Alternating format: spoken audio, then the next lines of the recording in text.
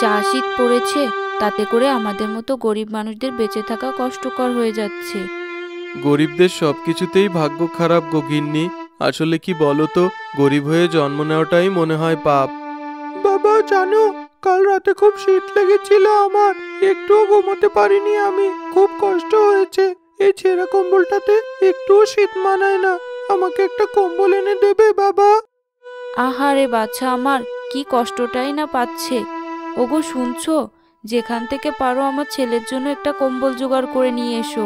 আজ 1 সপ্তাহ হলো জ্বর হয়েছে, কিছুতেই জ্বর কমছে না, তার উপরে এই ঠান্ডায় কত কষ্ট হচ্ছে ওর। হাই উপরওয়ালা, এ কিসের পরীক্ষা নিচ্ছ?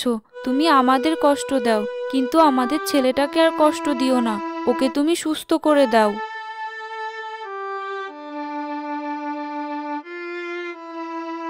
আরে গিন্নি, ওই দেখো কারা যেন এসেছে, সবার বাড়ি বাড়ি কম্বল বিলিয়ে বেড়াচ্ছে। বাবা, ওরা জমিদারের লোক।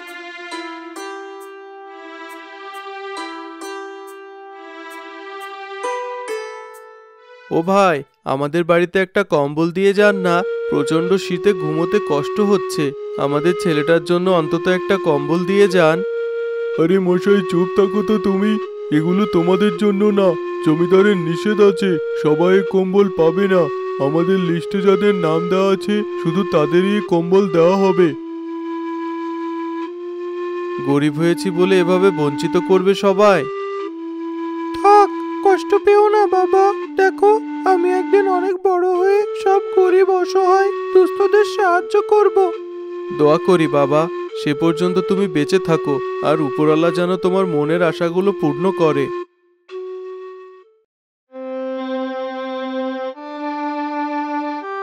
বাবা, ও বাবা, বাড়ি কেউ আছো?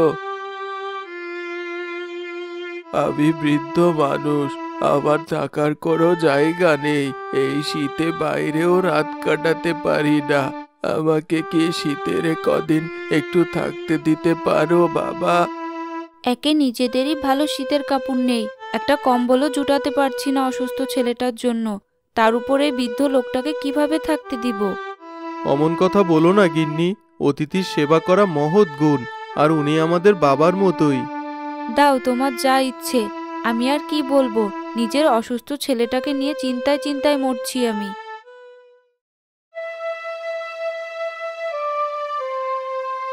বলছিলাম কি আপা, এই মাসের বেতনটা কি একটু আগে আগে দেওয়া যাবে? শীতের কম্বল কিনতাম। কি যে বলো তুমি, প্রতি মাসে আগে আগে টাকা চাও, আমার কি টাকার গাছ আছে নাকি? আসলে আপা, এবার সবচেয়ে বেশি শীত পড়েছে, আমরা খুবই কষ্টে আছি, তাছাড়া আমাদের ছেলেটাও ভীষণ অসুস্থ, আমরা কষ্ট করলে ওকে তো আর কষ্ট দিতে পারি না, তাই বলছিলাম এবারের মতো একটু সাহায্য করুন না। আচ্ছা ঠিক আছে, তবে পুরো টাকাটা দিতে পারবো না, অর্ধেক টাকাটা নিয়ে যাও।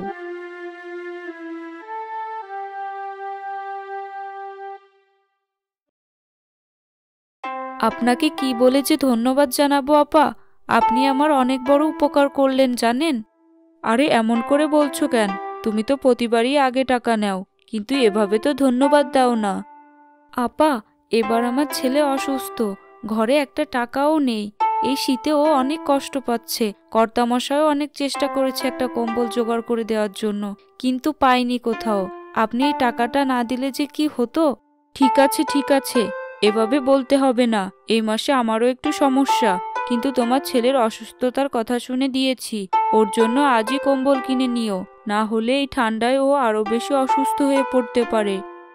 ঠিক আছে আপা, টাকা যখন পেয়েছি আগে বাড়ি যাব না, এখান থেকে সোজা বাজারে যেতে হবে, আজ কম্বল কিনে নিয়ে তবেই বাড়িতে যাব।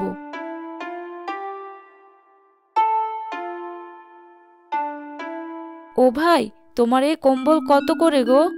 500 টাকা এক একটা কম্বল পাবি, একবার নিয়ে যান, এই শীতে এর চেয়ে ভালো কম্বল আর বাজারে কোনো দোকানেই পাবেন না। আমার কাছে তো অত টাকা নেই ভাই, এখন 400 টাকা আছে, এই টাকায় দেবে, বাকি 100 টাকা পরে তোমাকে দিয়ে দিব। না না ভাবি, বাকিতে আমি বিক্রি করি না, সে 1 টাকা হোক কিংবা 100 টাকা, আপনি বরং পুরো টাকাটা যখন জমাতে পারবেন তখন আসুন। ও ভাই, আমাকে কম্বলটা দিন না আজকে, আমার ছেলেটা খুব অসুস্থ, এই শীতে শুধু একটা ছেঁড়া কম্বল ছাড়া বাড়িতে আর কোনো কম্বল নেই। কম্বলটা দিন না আমায়। আমি কথা দিচ্ছি, বাকি 100 টাকা আমি ঠিক দিয়ে যাব। আচ্ছা ঠিক আছে, ওই 400 টাকা দিন তবে। হাই হাই, আমার টাকা গেল কোথায়? আমি তো টাকাটাই ব্যাগেই রেখেছিলাম। টাকাটা কোথায় পড়লো? আপনি টাকা না নিয়ে কম্বল কিনতে এসেছেন কেন? না না ভাই, বিশ্বাস করেন, আমি তো টাকাটা এনেছিলাম, এই ব্যাগেই রেখেছিলাম, কিন্তু এখন টাকাটা ব্যাগে খুঁজে পাচ্ছি না। সকাল সকাল মজা করার জায়গা পান না তাই না? যান যান, শুধু শুধু আমার সময় নষ্ট করলেন।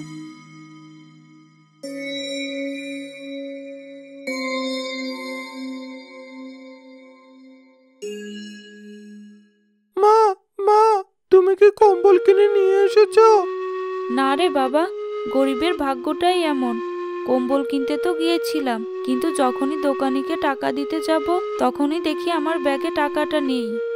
থাক বৌমা, তুমি মন খারাপ করো না। যা আমাদের ভাগ্যে লেখা আছে তা তো হয়েই গেছে। এদিকে রহিম জমিদার মশাইয়ের বাড়িতে যায় তার অসুস্থ ছেলের জন্য একটা কম্বল পাওয়ার আশায়।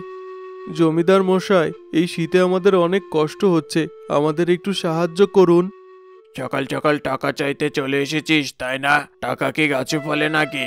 আমি কোনো টাকা দিতে পারবো না। যা যা, বিরক্ত করিস না, এখন যা এখান থেকে। না না জমিদার মশাই, আপনি ভুল ভাবছেন, আমি কোনো টাকা চাইতে আসিনি। আপনি যে কম্বল দিয়েছিলেন সেখান থেকে আমাদের একটা কম্বলও দেওয়া হয়নি। আমার ছেলেটা খুব অসুস্থ, শীতে কম্বল কেনার মতো কোনো সামর্থ্য আমাদের নেই। তাই যদি দয়া করে আমার অসুস্থ ছেলেটাকে শীত নিবারণের জন্য একটা কম্বল দিতেন, অনেক উপকার হতো। ওই কম্বল তোদের জন্য দেওয়া হয়নি, আমার কাছের লোকদের জন্য ওগুলো ছিল। এখন আর আমার কাছে কোনো কম্বল নেই। যা যা, সকাল সকাল বিরক্ত করিস না তো। জমিদারের এই কথায় রহিম মন খারাপ করে বাড়ি ফিরতে থাকে।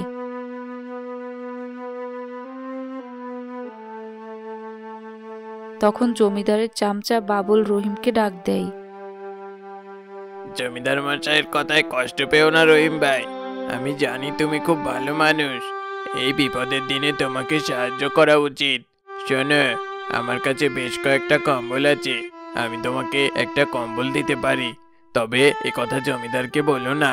তোমার ছেলেটাকে দেখে আমার খুব মায়া হয়, তাই ওর জন্যই কম্বলটা আমি দিচ্ছি।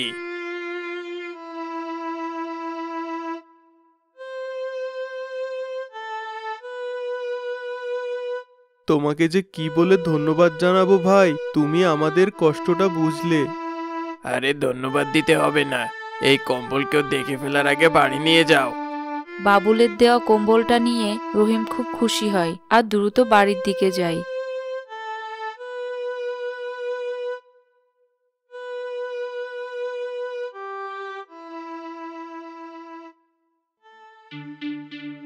ও বাবা, রহিম এই কম্বল কোথা থেকে পেলো? কম্বলটা তো বেশ ভালো দেখছি, গায়ে দিলেও আরাম বোধ হবে। আজই এটাকে গায়েব করতে হবে।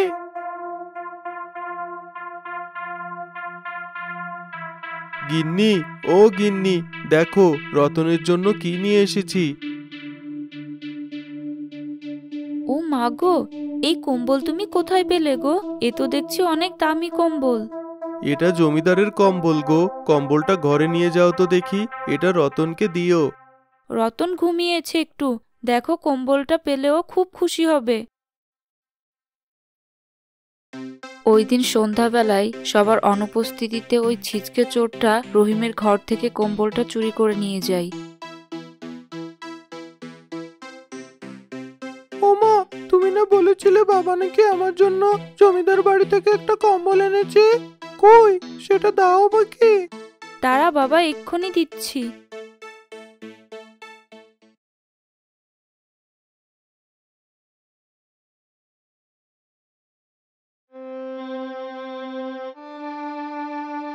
কি সর্বনাশ হলো! কম্বলটা তো এখানেই রেখেছিলাম, কোথায় গেল তা? কি হয়েছে মা?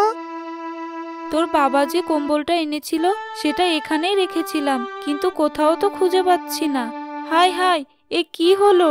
এবার তোর বাবাকে কি বলবো আমি? কি আর বলবে, আমার যতদূর মনে হচ্ছে এটা তোমার প্রতিবেশী ছিটকে চোরের কাজ। কার কথা বলছিস তুই? কেন এখনো বুঝতে পারছো না? নগেনের কথা বলছি, তুমি ভুলে গেছো? হ্যাঁ, তুই ঠিকই বলেছিস। হাই রে কপাল, গরিবের ভাগ্যে সুখও সহ্য হয় না রে।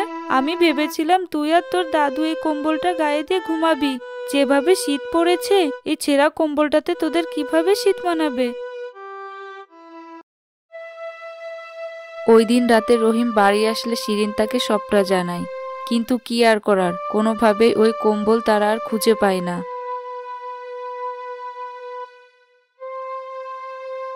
পরিবারের এমন দুর্দশা সহ্য করতে না পেরে পরদিন সকালে রহিম বাড়ি থেকে বেরিয়ে যায় আর মনের দুঃখে হাঁটতে শুরু করে।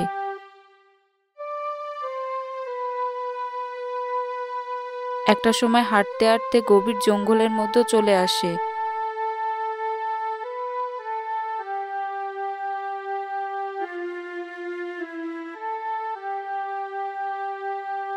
আর মন খারাপ করে শত বছরের পুরনো একটা বটগাছের নিচে বসে থাকে।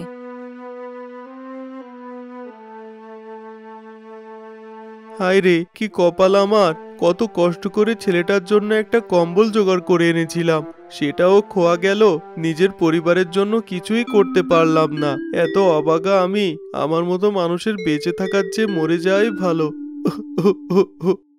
নিচে কারুর কান্নার আওয়াজ পাওয়া যাচ্ছে, কেউ কাঁদছে মনে হয়। কে দেখি তো।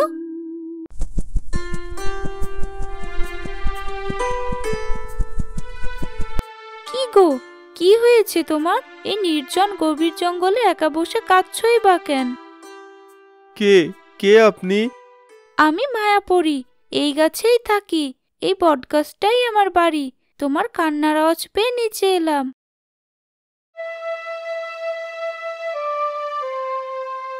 দুঃখিত আপনাকে বিরক্ত করার জন্য। আমি এক্ষুনি চলে যাচ্ছি। তুমি তখন কাঁদছিলে কেন? আমাকে বলতে পারো, আমি যদি কোনো সাহায্য করতে পারি তবে অবশ্যই করব। কিন্তু আপনি আমাকে কিভাবে সাহায্য করবেন? আরে বলেই দেখো না। পরীর কথা শুনে রহিম তাকে তার সকল দুঃখ কষ্টের কথা খুলে বলে।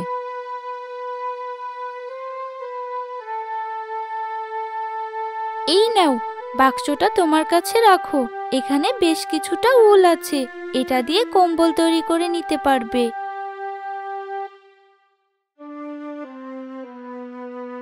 কিন্তু এখানে তো দেখছি খুব অল্প পরিমাণে উল আছে। এটা দিয়ে তো একটা কম্বলও একভাবে বানানো যাবে না। আরে বোকা, এটা কোনো সাধারণ বাক্স না, এটা একটা জাদুকারী বাক্স। তুমি যত পরিমাণ উল এখান থেকে নাও না কেন, কোনোদিনই এ বাক্স থেকে উল ফুরাবেই না। সত্যি বলছেন? অনেক ধন্যবাদ আপনাকে এমন একটা বর উপহার দেওয়ার জন্য। পরীর দেওয়া বাক্স নিয়ে রহিম খুশি হয়ে বাড়ি ফিরে আসে। আর এরপর ওই জাদুকরী বাক্সর উল দিয়ে রহিম তার ছেলের জন্য কম্বল তৈরি করে। এমনকি নতুন নতুন কম্বল তৈরি করে সেগুলো বাজারেও বিক্রি করতে থাকে। আর এভাবেই রহিমের জীবনে সচ্ছলতা ফিরে আসে।